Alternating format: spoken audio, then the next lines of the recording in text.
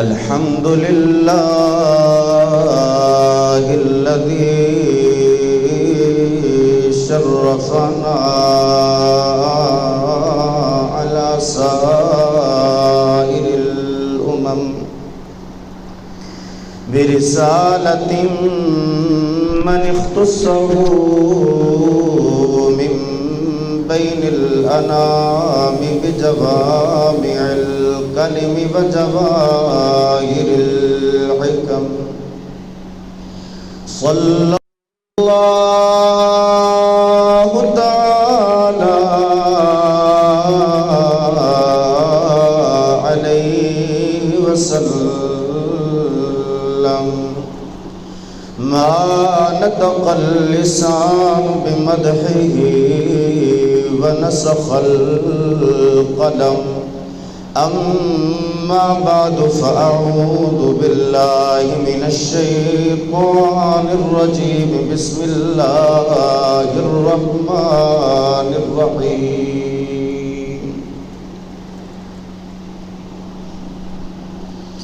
ألم نجعل الأرض مهادا والجبال أوتادا وخلقناكم أزواجا وجعلنا نومكم سباتا وجعلنا الليل لباسا وقال الله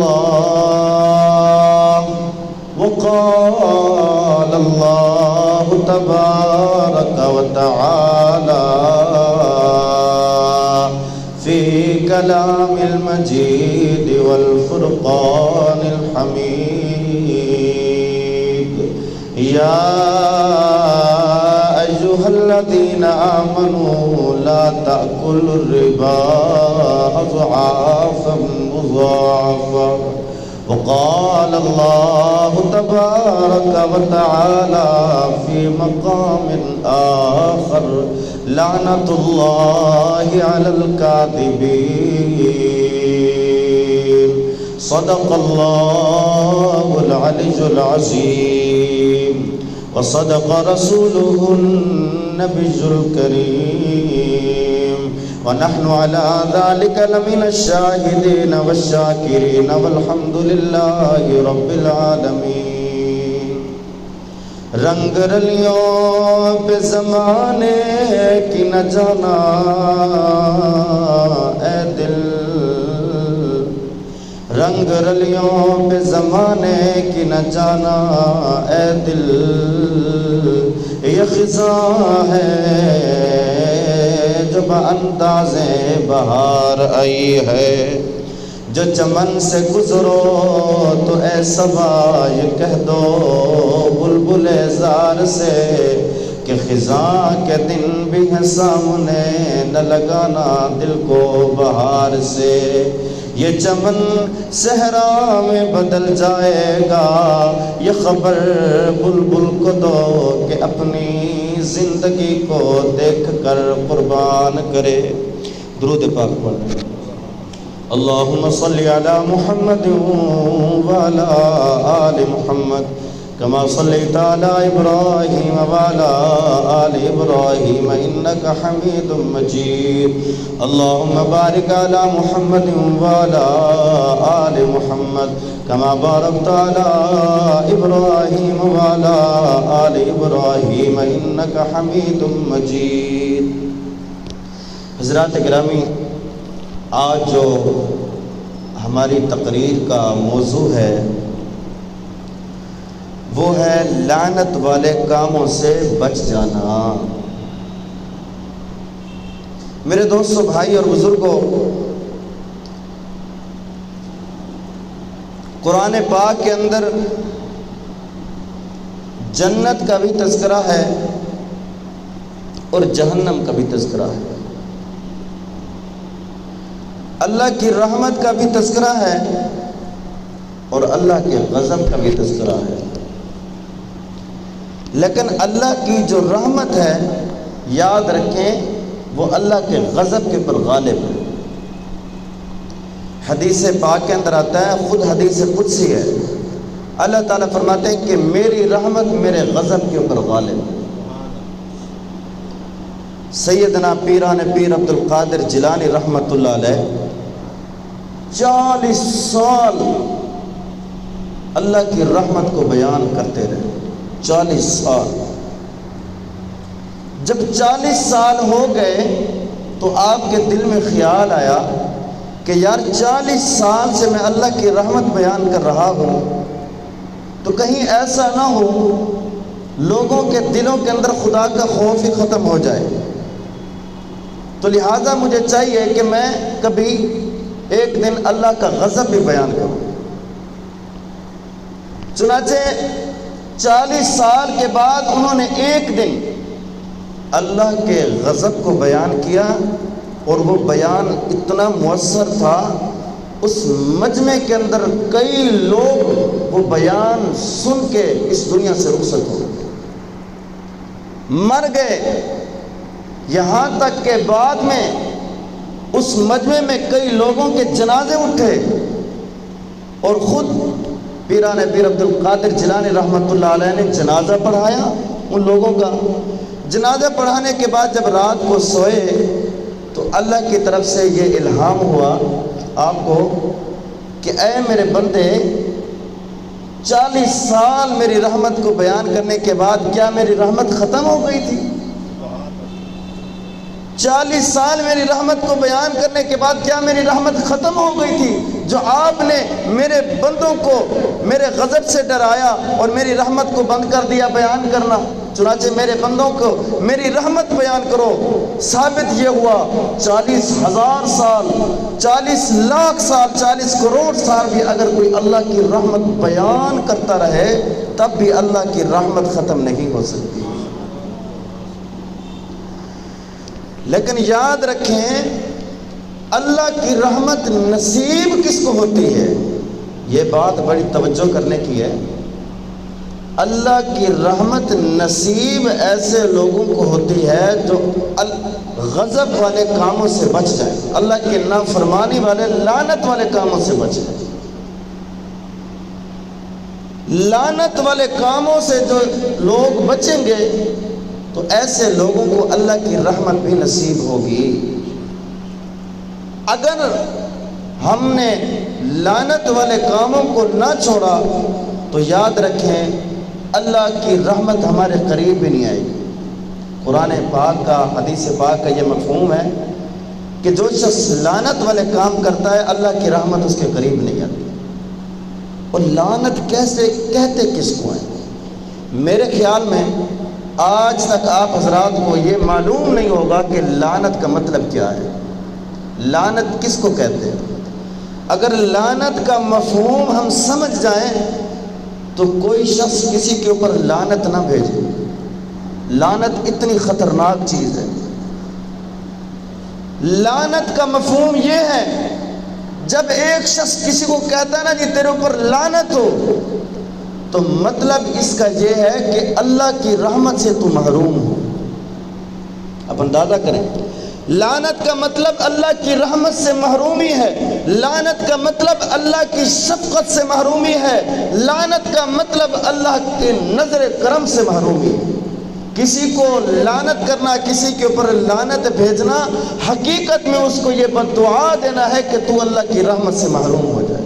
اب اندازہ کریں کہ لعنت اتنی بڑی خطرناک چیز ہے۔ تو اس وجہ سے ہمیں یہ دیکھنا چاہیے کہ قرآن پاک کے اندر احادیث میں اللہ اور اس کے رسول صلی اللہ علیہ وسلم نے کون سے ایسے گناہ ہیں جس کے اوپر لعنت بھیجی ہے، کون سی ایسی چیزیں ہیں۔ اگر ہم ان چیزوں سے بچ گئے تو یقیناً ہم لعنت والے کاموں سے بچیں گے تو اللہ کی رحمت ہماری طرف متوجہ ہوگی۔ قرآن پاک کے اندر اللہ تبارک و تعالیٰ نے فرمایا لعنت اللہ علی الکاذبین،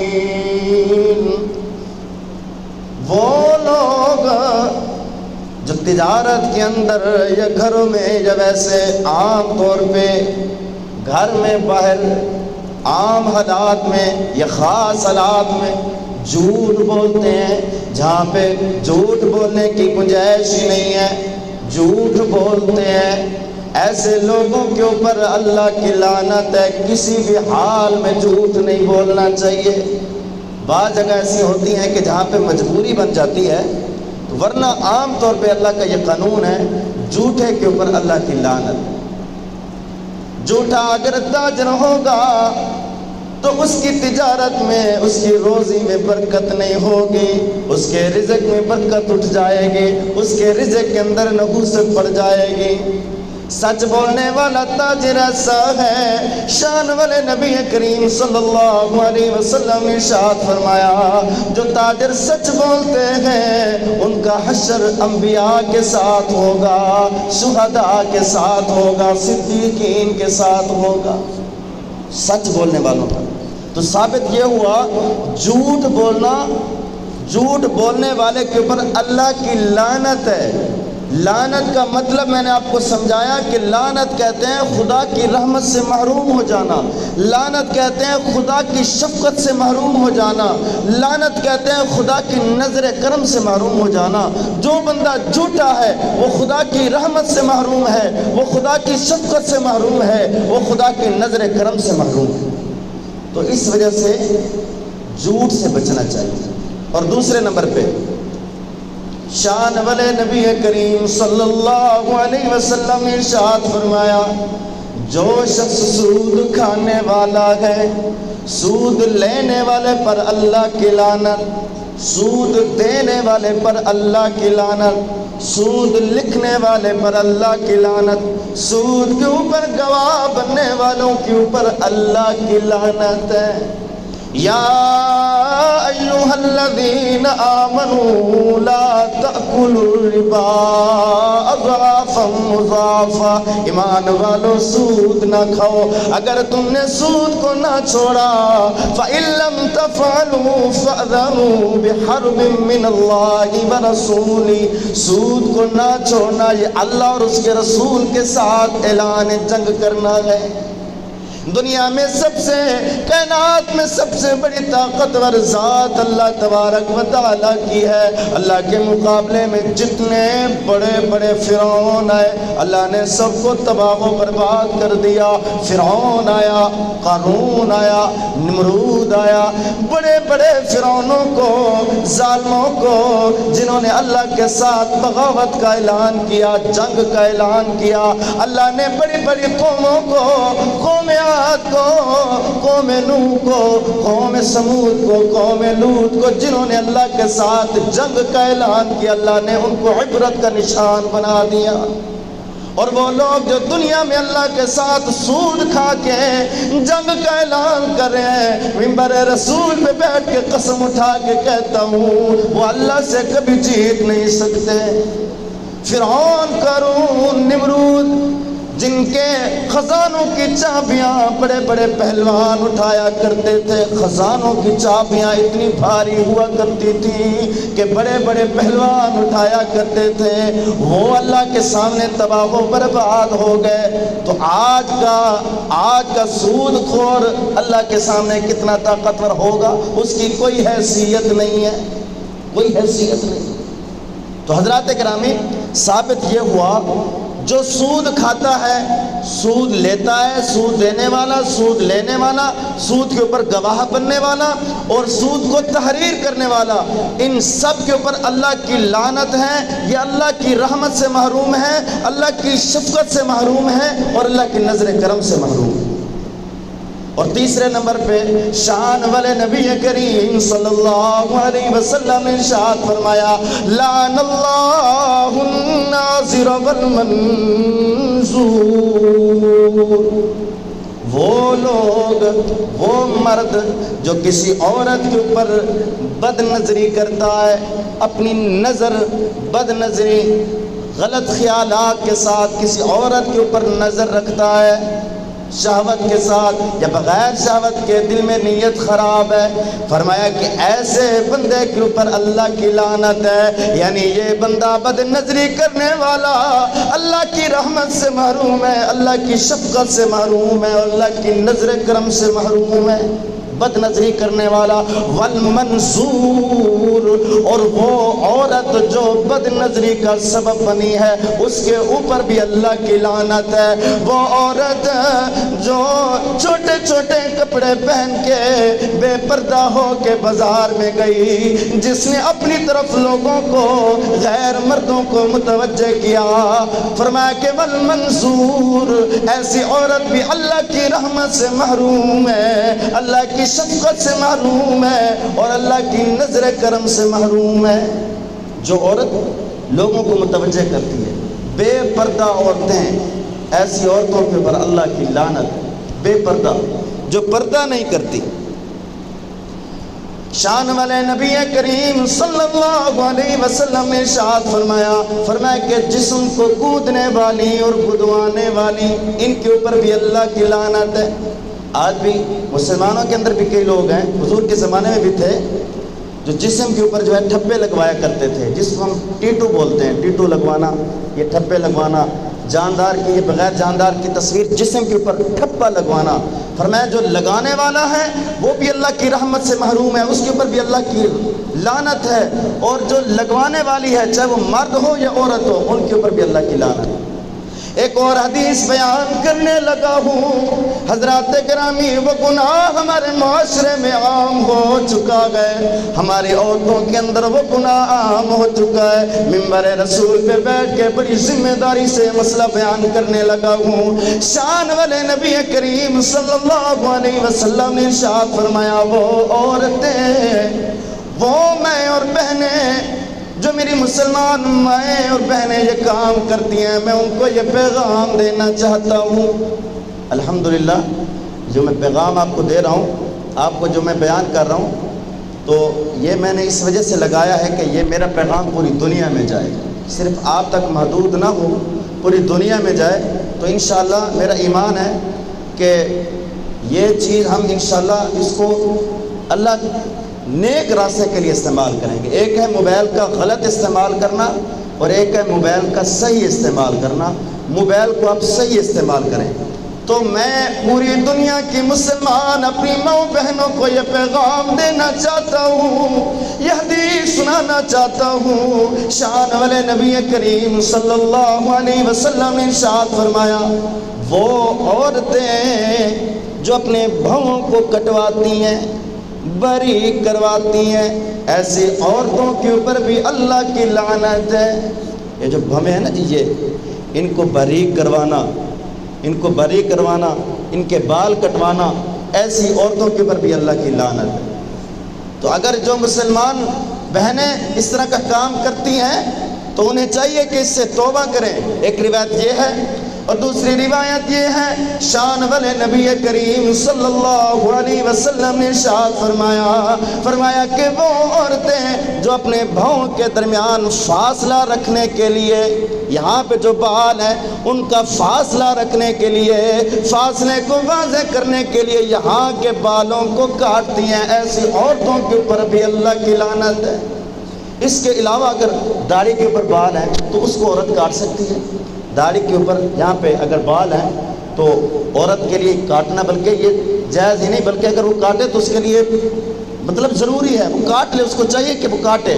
اگر مونچھوں کے اوپر بال آ جاتے ہیں کسی عورت کے مونچھوں کے اوپر تو وہ بھی کاٹ لینے چاہیے، اس کا بھی شریعت کہتی ہے کہ اس کو بھی کاٹ لو، لیکن یہ جو چیز ہے اس کو نہیں کاٹنا چاہیے، اس کو۔ اور عام طور پہ یہ بالکل باریک سی کروا لیتی ہیں، تو اس طرح نہیں کرنی چاہیے، یہ اللہ کی نافرمانی کے اندر داخل ہے۔ تو میرے دوستو، بھائی اور بزرگوں، ہر لعنت والے کام سے بچنا چاہیے۔ شان والے نبی کریم صلی اللہ علیہ وسلم نے ارشاد فرمایا، میرے بعد دو جماعتیں ایسی ہوں گی جن کو میں نے نہیں دیکھا لیکن وہ آئیں گی، ان کے اوپر بھی اللہ کی لعنت ہے۔ ایک وہ جماعت ہوگی جن کے ہاتھوں میں گائے کی دم کی طرح ان کے ہاتھوں میں کوڑے ہوں گے، اور وہ کوڑے اپنی عوام کے اوپر ناجائز ناحق برسائیں گے۔ یعنی اس سے مراد شرطے ہیں، پولیس اہلکار ہیں، اقتدار، صاحب اقتدار لوگوں کا ناجائز ناحق غریب مظلوم لوگوں کے اوپر ظلم کرنا ہے، ناجائز ناحق ظلم کرنا۔ فرمایا کہ یہ بھی جماعت ایسی ہوگی، اس کے اوپر بھی اللہ کی لعنت ہے۔ دوسری جماعت شان والے نبی کریم صلی اللہ علیہ وسلم نے ارشاد فرمایا کہ میرے بعد ایک ایسی جماعت عورتوں کی ہوگی کہ جو بظاہر تو لباس پہنے گی لیکن حقیقت میں وہ لباس ان کے جسم کے اعضاء کو ظاہر کرے گا۔ حقیقت میں وہ لباس نہ ہوگا، بلکہ وہ لباس پہننے کے باوجود وہ عورتیں ننگی ہوں گی۔ ایسی عورتوں کے اوپر بھی اللہ کی لعنت ہے، یعنی ایسی عورتیں بھی اللہ کی رحمت سے محروم ہوں گی، ایسی عورتیں بھی اللہ کی نظر کرم سے محروم ہوں گی، ایسی عورتیں بھی اللہ کی شفقت سے محروم ہوں گی۔ اب معلوم ہے کہ آج وہ زمانہ آ چکا ہے، آج ہماری ماں اور بہنوں نے عزت کا جنازہ نکال دیا ہے، آج ہماری ماں اور بہنوں نے اللہ کے ساتھ بغاوت کا اعلان کر دیا ہے۔ گندے کپڑے پہن کے، ایسا لباس پہن کے جو بے پردہ لباس ہے، غلط لباس ہے، اس کو پہن کے جب وہ باہر نکلتی ہیں تو دیکھنے والے مرد کے اوپر بھی لعنت پڑتی ہے، اور جو دکھلانے والی عورت ہے اس کے اوپر بھی لعنت۔ کسے ہوئے کپڑے، چھوٹے کپڑے یا ایسے کپڑے پہننا جس سے جسم کے اعضاء ظاہر ہوتے ہیں، جسم کے اعضاء واضح ہو رہتے ہیں، پنڈلی نظر آ رہی ہوتی ہے، سینہ نظر آ رہتا ہے، اور ساری کے اوپر دوپٹہ ہے، دوپٹے کے نیچے سے بال نظر آ رہے ہوتے ہیں۔ اللہ کے نبی صلی اللہ علیہ وسلم نے ارشاد فرمایا ایسی عورتوں کے اوپر اللہ کی لعنت ہے۔ اور آخر میں ایک حدیث بیان کر کے میں انشاءاللہ ٹائم ختم ہونے والا ہے۔ حضور علیہ الصلوۃ والسلام نے ارشاد فرمایا 5 کام ایسے ہیں جن کے اوپر میں بھی لعنت بھیجتا ہوں اور اللہ کی بھی لعنت ہے، یعنی اللہ اور اس کے رسول کی لعنت ہے۔ 5 کام ایسے، 5 کام۔ پہلے نمبر پہ شان والے نبی کریم صلی اللہ علیہ وسلم نے ارشاد فرمایا کہ قرآن میں تحریف کرنے والے کے اوپر اللہ اور اس کے رسول کی لعنت۔ قرآن میں تحریف سے کیا مراد ہے؟ کئی لوگوں کا یہ عقیدہ ہے کہ یہ قرآن پورا نہیں ہے، بلکہ 40 سپارے ہیں اور بعد میں یہ قرآن پورا ہوگا، یہ قرآن میں تحریف کرنا ہے۔ ایسے لوگوں کا عقیدہ تحریف والا عقیدہ ہے، ایسے لوگوں کے اوپر اللہ اور اس کے رسول کی لعنت ہے۔ یا پھر قرآن کی کسی آیت کو بدل دینا، الذین یؤمنون بالغیب ویقیمون الصلاۃ ومما رزقناہم ینفقون، اس کو یوں بدل دینا الذین لا یؤمنون بالغیب ویقیمون الصلاۃ، یعنی قرآن کی کسی آیت کو بدل دینا۔ قرآن میں تحریف کرنے والے کے اوپر اللہ اور اس کے رسول کی لعنت ہے۔ اور دوسرے نمبر پہ فرمایا کہ وہ لوگ جو اقتدار کے اوپر ناجائز قابض ہو جاتے ہیں، ناحق زبردستی اقتدار کے اوپر قابض ہونے والے، فرمایا کہ ایسے لوگوں کے اوپر بھی اللہ اور اس کے رسول کی لعنت ہے۔ آپ حضرات نے دیکھا ہوگا کہ ایک شخص کا حق ہی نہیں بنتا کہ وہ حکمرانی کرے، لیکن وہ زبردستی ناحق ووٹوں کو چرا کے اقتدار کے اوپر قابض ہو گیا۔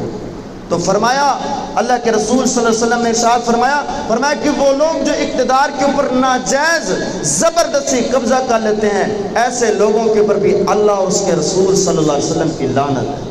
اور تیسرے نمبر پہ فرمایا کہ وہ لوگ جو تقدیر کا انکار کرنے والے ہیں، تقدیر کے منکر ہیں، فرمایا کہ ایسے لوگوں کے اوپر بھی اللہ اور اس کے رسول کی لعنت ہے۔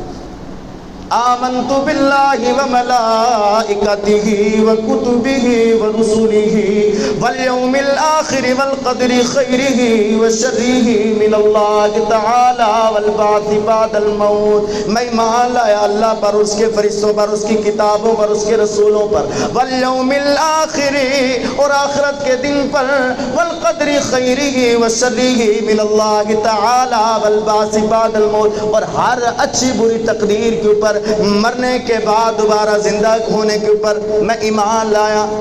فرمایا کہ جو شخص تقدیر کا منکر ہے اس کے اوپر اللہ اور اس کے رسول صلی اللہ علیہ وسلم کی لعنت ہے۔ بس کہتے ہیں نا جی یہ تقدیر میں یہی لکھا ہے کہ ہم بے نمازی رہیں گے، تقدیر میں یہی لکھا ہے کہ ہم نے اس طرح ہی رہنا ہے، اللہ کا نافرمان ہی رہنا ہے۔ نعوذ باللہ، تقدیر میں ایسا نہیں لکھا ہوتا۔ تقدیر میں یہ لکھا ہوتا ہے کہ اس بندے نے اپنے اختیار سے نماز نہیں پڑھی، اس بندے نے اپنے اختیار سے یہ کام کرنا ہے۔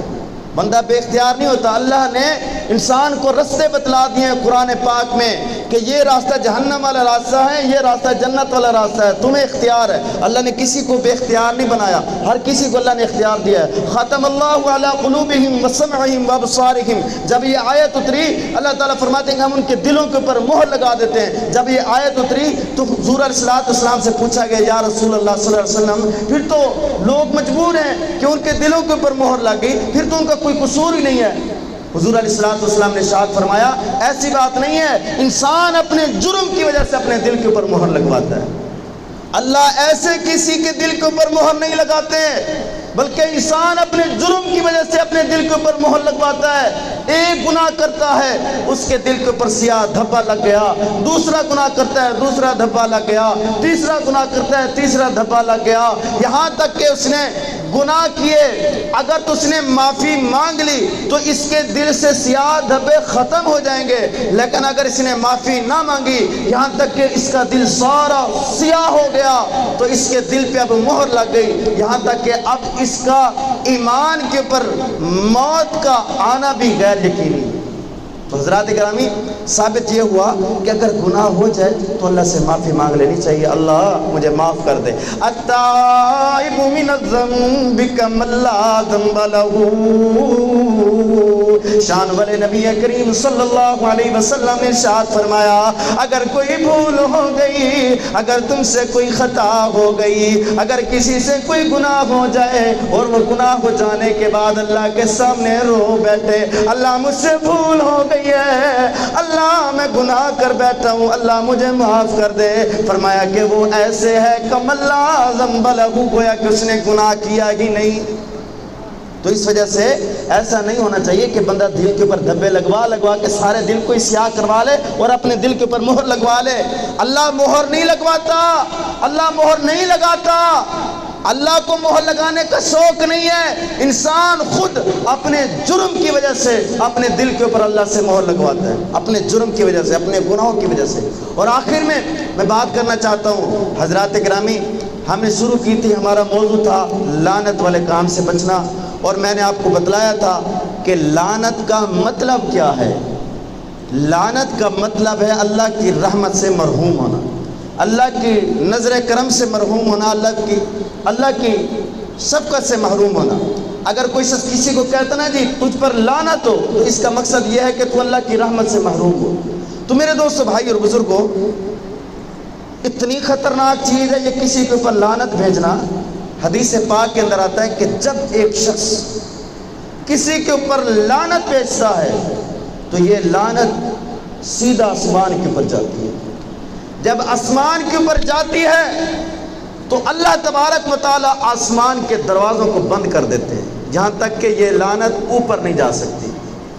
اب یہ لعنت دوبارہ زمین کے اوپر آتی ہے، یہاں تک کہ زمین کے دروازوں کو بھی بند کر دیا جاتا ہے، زمین کے اوپر بھی نہیں آ سکتی۔ پھر یہ لعنت دائیں طرف بھٹکتی ہے، دائیں طرف بھی اسے نہیں جایا جاتا خلا کے اندر، پھر یہ لعنت بائیں طرف بھٹکتی ہے، یہاں تک کہ بائیں طرف بھی اس کے اوپر پابندی لگا دی جاتی ہے۔ پھر حدیث پاک کے اندر آتا ہے یہ لعنت دوبارہ اس بندے کی طرف متوجہ ہوتی ہے جس بندے کے اوپر لعنت بھیجی گئی ہے۔ دیکھا یہ جاتا ہے کہ آیا کہ وہ بندہ حقیقت میں لعنت کا مستحق ہے کہ نہیں۔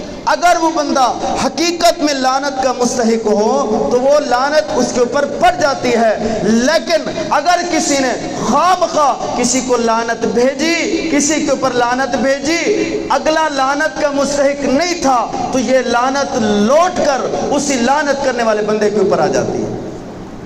اور لعنت کا مطلب میں نے آپ کو بتایا نا، لعنت کا مطلب، لعنت کا لغوی معنی ہی اللہ کی رحمت سے محرومی ہے، اور ہم بات بات پہ لعنت بھیجتے ہیں۔ اور ہمارے گھروں میں جو ہے ہماری عورتیں تو بس انہیں غصہ آیا نہیں، ہر چیز کے اوپر لعنت بھیجنا شروع کر دیتی ہیں۔ تو حضرات گرامی، قرآن حدیث کی روح سے ثابت یہ ہوا لعنت بہت خطرناک چیز ہے۔ اپنی اولاد کے اوپر بھی لعنت نہیں، مذاق میں بھی لعنت نہیں بھیجنی چاہیے، کیونکہ لعنت کا لغوی معنی خطرناک ہے، انتہائی دردناک ہے، بد دعا دینا ہے۔ اللہ تعالیٰ مجھ اور آپ کو، ہم سب کو نیک عمل کرنے کی توفیق عطا فرمائے، سنت ادا کرنے واخر دعوانا الحمدللہ رب العالمین۔